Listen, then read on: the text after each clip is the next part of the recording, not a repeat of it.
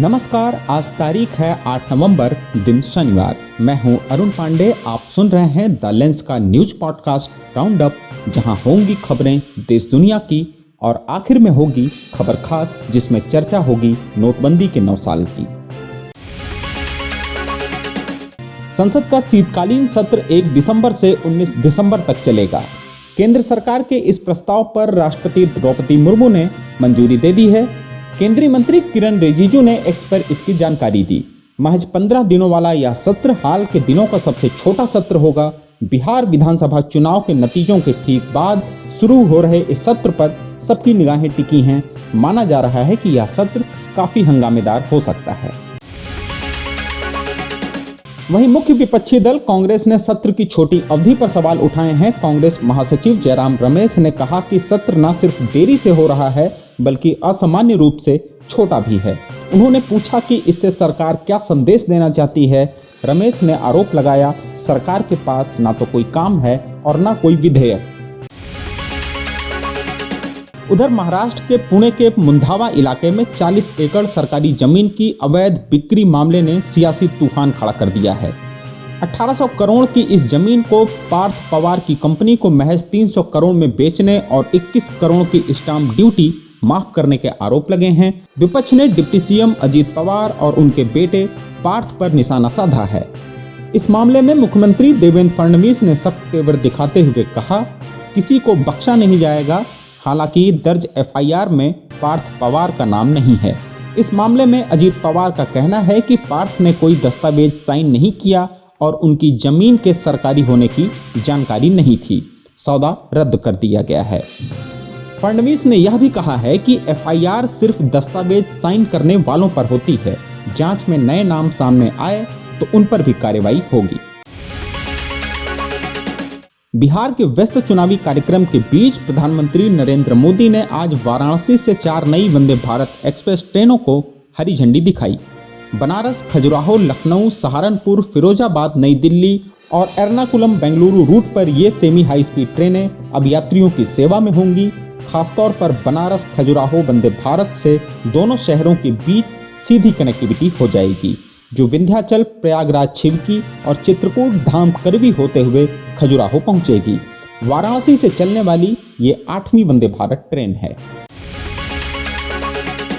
उधर वाराणसी के बाद पीएम नरेंद्र मोदी बिहार के बेतिया पहुंचे, जहां उन्होंने चुनावी रैली की और इस रैली को उन्होंने अपनी आखिरी रैली बताया, जिसके बाद उनके इस बयान पर अलग अलग मतलब निकाला जाने लगा।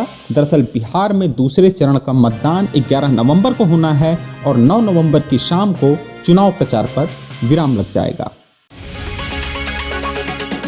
आपको बता दें कि बिहार विधानसभा चुनाव के लिए एनडीए और महागठबंधन ने पूरी ताकत झोंक दी है। पीएम मोदी, नीतीश कुमार, अमित शाह, तेजस्वी, प्रियंका गांधी, योगी आदित्यनाथ और अखिलेश यादव ताबड़तोड़ रैलियां कर चुके हैं। पहले चरण का मतदान हो चुका है। चुनाव आयोग के अनुसार पहले चरण में 65.8% मतदान हुआ है। इस बीच बिहार में आज उस वक्त हलचल मच गई जब पटना एयरपोर्ट पर बीजेपी सांसद रवि किशन और महागठबंधन की ओर से सीएम फेस तेज प्रताप यादव की मुलाकात हो गई। इस मुलाकात को लेकर सियासी गलियारों में चर्चाएं होने लगी। आपको बता दें कि बिहार विधानसभा चुनाव के लिए नेताओं की खूब रैलियां हो रही हैं। पटना में बड़ी संख्या में हेलीकॉप्टरों का जमावड़ा लगा है। दूसरी तरफ सूडान में 2 साल से चल रहे खूनी संघर्ष में शांति की उम्मीद जगी है। अर्धसैनिक बल रैपिड सपोर्ट फोर्स ने अमेरिका के प्रस्तावित मानवीय युद्ध विराम को स्वीकार करने की घोषणा की है। फोर्स ने कहा वह अमेरिका, सऊदी अरब, मिस्र और यूएई के क्वाड समूह की मध्यस्थता में सूडानी सेना के साथ विराम को तैयार है। इसका मकसद नागरिकों की सुरक्षा और मानवीय संकट को कम करना है। अमेरिकी सलाहकार मसाद बुसोल ने बताया कि दोनों पक्ष सैद्धांतिक रूप से सहमत हैं और अब समझौते के बिंदुओं पर काम चल रहा है। हालांकि सेना प्रमुख अब्देल फताह अल बुरहान ने गुरुवार को कड़ा रुख दिखाया। उन्होंने कहा, सेना दुश्मन को हराने और पीड़ितों का बदला लेने तक लड़ती रहेगी। सेना की ओर से युद्ध विराम पर अभी कोई आधिकारिक टिप्पणी नहीं आई है। और आखिर में जरा हटके में याद करते हैं नोटबंदी के 9 साल। आज से ठीक 9 साल पहले देश में उस वक्त हड़कंप मच गया था जब 8 नवंबर 2016 की रात 8 बजे प्रधानमंत्री नरेंद्र मोदी ने 500 और 1000 रुपए के पुराने नोट बंद करने का ऐलान कर दिया था। देश की कुल मुद्रा का 86% इन नोटों में था। बदले में 500 और 2000 के नए नोट जारी किए गए। 2000 के नोट अब बाजार से गायब हो चुके हैं। नोटबंदी की राजनीतिक जंग आज भी जारी है। टीएमसी सांसद डेरेक ओब्रायन ने पीएम मोदी पर तीखा हमला बोला। एक्स पर शेयर वीडियो में मोदी का 50 दिन का वादा और संसद के बाहर भीतर की 2 तस्वीरें दिखाई गईं। डेरेक ओब्रायन ने इसे भारतीयों पर सबसे बड़ा धोखा बताया। उन्होंने ममता बनर्जी के हवाले से कहा, काले धन के खिलाफ हूं, लेकिन गरीबों, किसानों और छोटे व्यापारियों की चिंता है। ये वित्तीय अराजकता आम जनता पर थोपी गई। उस दौर में बैंकों, एटीएम के बाहर लंबी कतारें, महीनों तक परेशानी रही। पीएम ने 50 दिन मांगे थे। उन्होंने कहा था 30 दिसंबर के बाद कोई गलती मिली तो सजा भुगतने को तैयार हूं।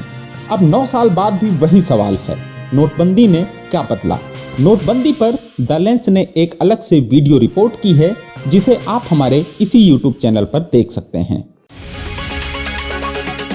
तो आज के लिए बस इतना ही। कल होगी फिर मुलाकात नई खबरों के साथ। खबरों को विस्तार से पढ़ने के लिए विजिट करिए हमारी वेबसाइट thelens.in।